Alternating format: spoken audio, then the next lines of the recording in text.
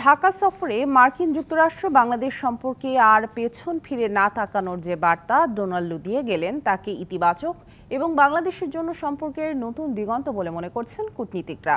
তবে অমীমাংসিত ইস্যুগুলো দ্রুত সমাধান করার কথাও বলেন তারা। ম্যারাথন ব্যস্ত সময় কাটিয়ে বৃহস্পতিবার ভোরে ঢাকা ছেড়েছেন দক্ষিণ এশিয়া বিষয়ক মার্কিন সহকারী পররাষ্ট্রমন্ত্রী ডোনাল্ড লু। শুধু অফিসিয়াল বৈঠক নয়, বাংলাদেশি সংস্কৃতি জানতে খেয়েছেন ফুচকা, ক্রিকেট খেলেছেন নারী ক্রিকেটারদের সঙ্গে। নানামাত্রিক এই সফরে পররাষ্ট্র মন্ত্রণালয়ে নিজের বক্তব্যে পরিষ্কার বলেছেন, বাংলাদেশের সাথে নির্বাচন সংক্রান্ত টেনশন কাটিয়ে এখন সামনের দিকে তাকাতে চায় তার সরকার।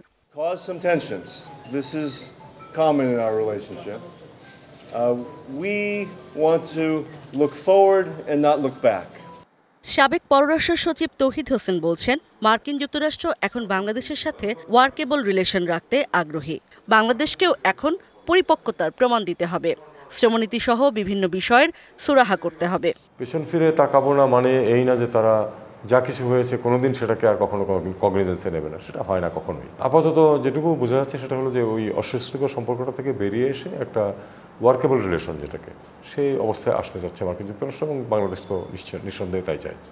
আমি মনে করি যে আমাদের দিক থেকে ফিডব্যাকটা হওয়া উচিত আমাদের ম্যাচুরিটি প্রদর্শন করা।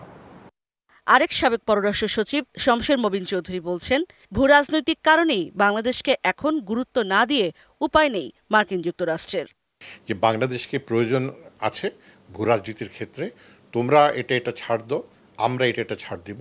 তবে এই সম্পর্কটা বাংলাদেশের এবং যুক্তরাষ্ট্রের দ্বিপাক্ষিক সম্পর্কের বাইরে ভূরাজনীতিতে কি ভূমিকা পালন করবে, এর জন্য তারা নির্বাচন নিয়ে আর কোনো নেতিবাচক মন্তব্য করবেন বলে মনে হয় না।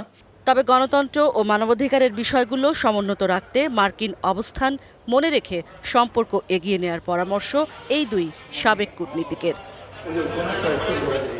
ইশরাত জাহান উর্মি, ডিবিসি নিউজ, ঢাকা। নগদে ৫০০ টাকা বা তার বেশি পেমেন্টে পেতে পারেন ঢাকায় জমিসহ ২০ কোটি টাকার পুরস্কার।